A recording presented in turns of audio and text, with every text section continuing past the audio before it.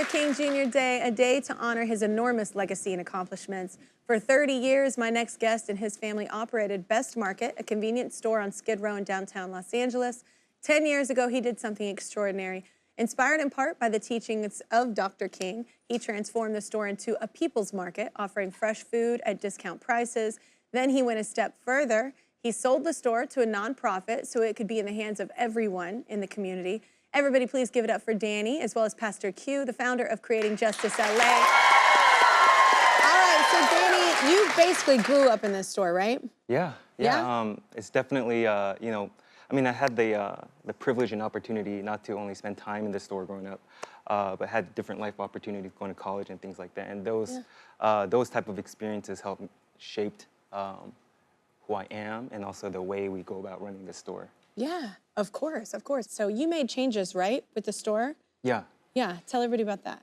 It was a local small grocery store, but we also got into policy work, looking at creating jobs, fighting to increase wages, things like that. All of that knowledge and inquiry helped us to bring in affordable, nutritious, organic produce into Skid Row, working with local farms, and hiring locally people who live and work in the neighborhood. The profits, the money that's being made in a business goes back to residents who live there. In the community. So it recirculates. Yeah. So those are all like our approaches in how we went about it. Yeah. You say this represented something bigger though, right? Yes. Tell us about that. Well, the median income in Skid Row is $12K, right, per year, right?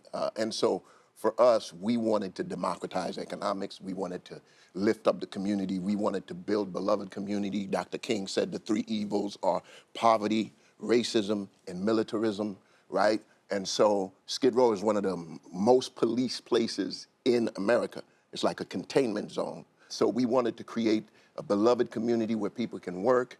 Sometimes somebody can only work, they only have the capacity to work 2 hours. We give them a job, they work for 2 hours. I know people who started working 2 hours, now they can work 8 hours, right? Because we help to rehab people back into society, but to empower people, right? So for us, it's not about just charity, it's about equity, right? For us, it's about building a community where everybody can thrive. It's about having a different story than the stories that's already been told. Yeah. So how did you decide to sell the store? How did that come about? So my family's been running it for 30 years. I've been running it for 10. It's a lot of work. It's brutal. Yeah. And it has been taking a toll. And last year, or now it's 2 years back, my mom fell ill. I myself was struggling, just kind of staying afloat.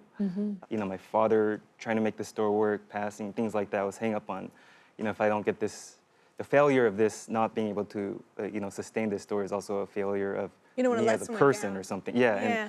And that took some time, and it felt ready to to pass on. Yeah.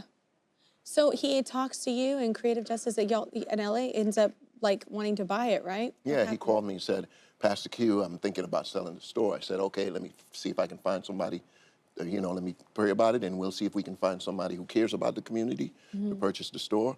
Came back, I called him the next day. I was like, I think I'm going to purchase the store from you. And he started, oh man, that's so cool, whatever.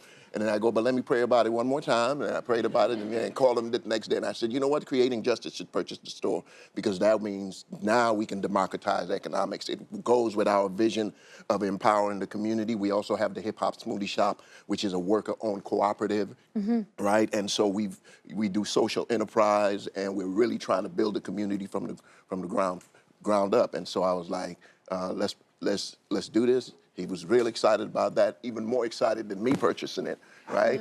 And we actually work with vendors in the community. So there are a lot of people, a lot of entrepreneurs who are trying to do business. When you think about houseless people, people think it's just houseless, but there are like about 6,000 to 7,000 what we call SROs in Skid Row, single residency occupancies. And so there are people who actually live there. Most of them are elderly. Most of them are either disabled, those type of things. And so we serve that community, the community. And also Skid Row is a place where people come to find hope. When they're at the lowest point, people come to find hope in Skid Row. And our church is on the street corner And we've been doing it for the past 20 years. It's called The Church Without Walls. We feed people every Friday night. We've been doing that for 20 years. I don't know how much money I've spent. No wonder I'm broke. And we also have a peace and healing center where people can come in and have a place to belong. So for us, we create beloved community in a community where people have forgotten. Yeah. Yeah. Well, our friends at ConAgra believe that everybody deserves consistent access to nutritious food. When they heard about the many ways you feed people in your community, they wanted to provide $10,000 to help out because it's expensive. You're doing such beautiful things. It's amazing that you're treating the whole community and as a whole, as individuals as well. It's really incredible what you're doing. Thank you. Thank you so much.